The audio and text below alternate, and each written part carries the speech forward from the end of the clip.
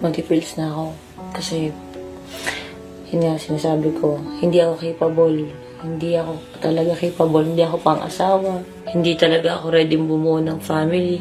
Ngayon ko lang siya na-realize kasi sa simpleng ganito, paulit-ulit na problema. Pagod ako and wala na akong patience. Trending ngayon sa social media ang bagong episode ng Toro Family na pinamagatang better version matapos maglabas ng madamdaming saloobin or in short na grant si Tony kay Tito Vince matapos alalahanin ang paulit-ulit na problema nila ni Vince sa kanilang relasyon. Sa pahayag ni Tony makikitang gustong-gusto niya na talaga magkaanak kay Tito Vince dahil tuwing gabi umano lagi niyang tinitignan ang mukha ni Vince at ini-imagine ang magiging anak nila.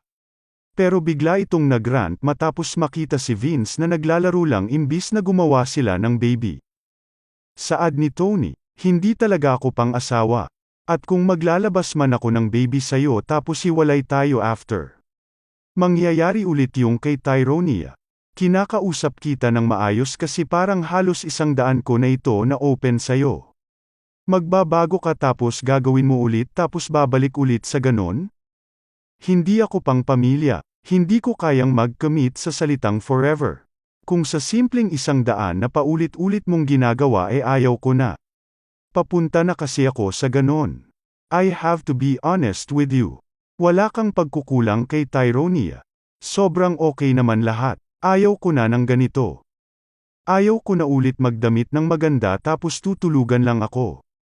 Ayaw ko na ulit ito maramdaman. Hindi ko kasi alam kung kulang ba yun. Sapat ba yung ginawa namin? Nagdedemand ako kay Jowa, kasi dapat pag nag-try kayo dapat madami para sure. Para sigurado na may baby Tyron. Saad naman ni Vince. Paliwanag niya matapos mag-rant si Tony pagdating kasi umano sa relasyon kapag may problema dapat ay gawan ng solusyon. Saad naman ni Tony pero ang problema niya umano kay Vince ay iisa lamang tapos paulit-ulit na umano pinagsasabihan ni Tony pero hindi pa din ito nagbabago. Pahayag naman ni Vince iba umano siya sa mga naging ex ni Tony dahil sila umano ay sumusuko agad pero si Vince ay hindi sumusuko. Dagdag pa niya pwede naman umano sumugod ulit sa gyera pag natalo. Hanggang sa manalo umano. Saad naman ni Tony. In the first place dapat wala umano sila sa gyera. Dito ay sinabi na ni Tony na gagamit na umano siya ng pills at parang nawalan na nga ito ng pag-asa na magkakaanak sila ni Vince. Dahil pagod na umano siya mag-explain at tumanggap ng mga excuses ni Vince. Naawa na kasi umano si Tony sa sarili niya matapos mag-antay ito kay Vince. Nagawa pa umano ni Tony na magpaganda at magpakulot pa siya at tinanggal na umano ni Tony lahat ng makeup niya at itinulog niya na lang umano.